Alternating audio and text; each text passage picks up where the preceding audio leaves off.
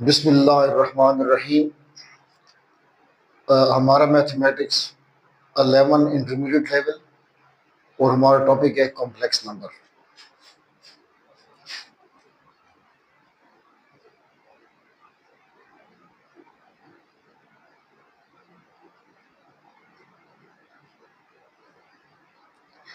Complex numbers के अंदर हम पढ़ रहे थे कि आज हमारा जो लेक्चर होगा वो आगे complex number as ordered pair.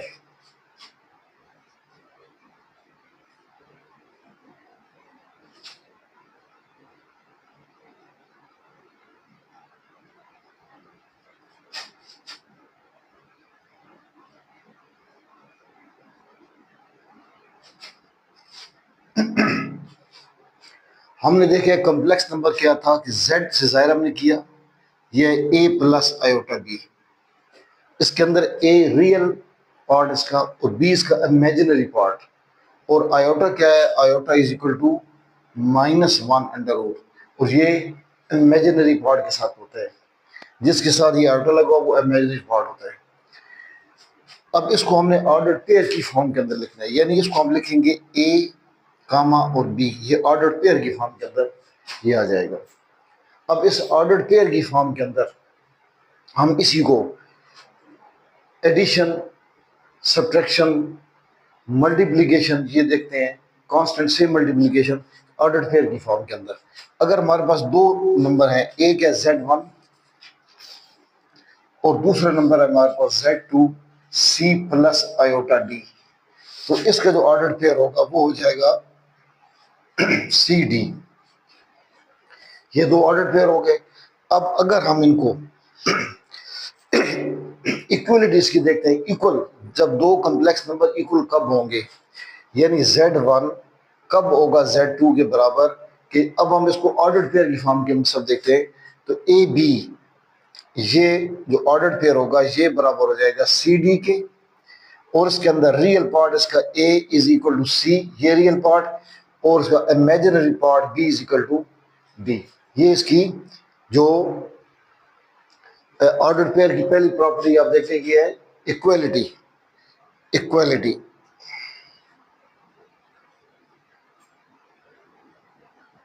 बस सिर्फ बजाय इसके कि पूरा कॉम्प्लेक्स नंबर लें a प्लस आयोटा भी, हमने इसको ऑर्डर पेयर की फॉर्म में ले लिया। अब ऑर्डर पेयर की फॉर्म के अंदर आगे हम देखते हैं कि इसका सम क्या आएगा।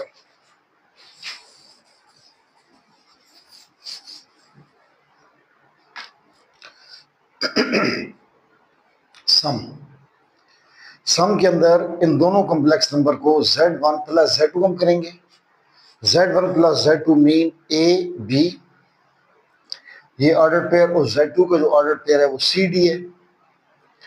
अब ये किसके बराबर आएगा, रियल पार्ट के अंदर रियल पार्ट जमा हो जाएगा, और कमा इमेजिनरी पार्ट के अंदर इमेजिनरी पार्ट जमा हो जाएगा, और ये हमारा आ जाएगा ऑर्डर पेयर की फॉर्म में इसका सम। अब हम देखते हैं कि ऑर्डर पेयर की फॉर्म के अंदर इसका डिफरेंस क्या आएगा।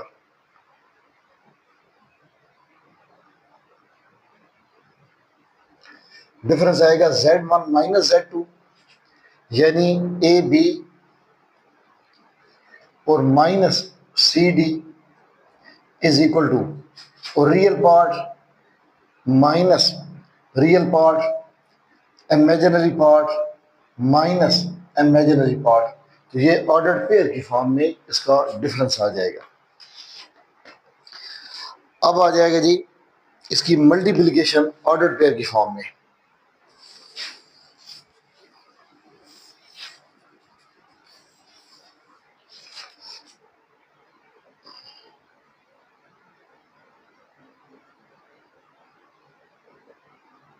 मल्टीप्लिकेशन क्या हो जाएगी, Z1 multiplied by Z2 is equal to इसका ए बी और मल्टीप्लाइड बाई CD। अब इसके अंदर आप देखें कि जो मल्टीप्लिकेशन इसकी होगी वो रियल पार्ट की इस रियल पार्ट से पहले इसके साथ होगा AC। अब ये इमेजिनरी पार्ट इससे, ये हो जाएगा माइनस BD। अब एक ये आ जाएगा, अब दूसरा इसका भी होगा, अब उल्ट हो जाएगा। अब A को पहले हमने C से मल्टीप्लाई किया, अब A को हम D से मल्टीप्लाई करेंगे, ए डी प्लस, अब बी को हमने डी से किया था, अब हम बी को सी से कर देंगे और बी सी, ये इसका मल्टीप्लीकेशन के अंदर ऑर्डर्ड पेयर की फॉर्म में हमने दो इनको मल्टीप्लाई कर दिया। अब अगर किसी कांस्टेंट के साथ हमने इसको ज़रब देनी है, अब ज़रब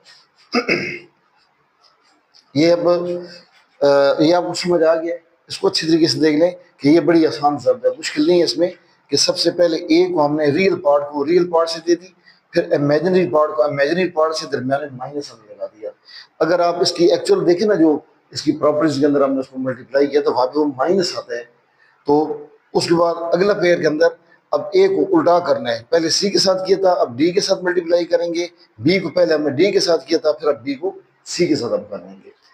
अब है जी मल्टीप्लीकेशन विद ए कांस्टेंट।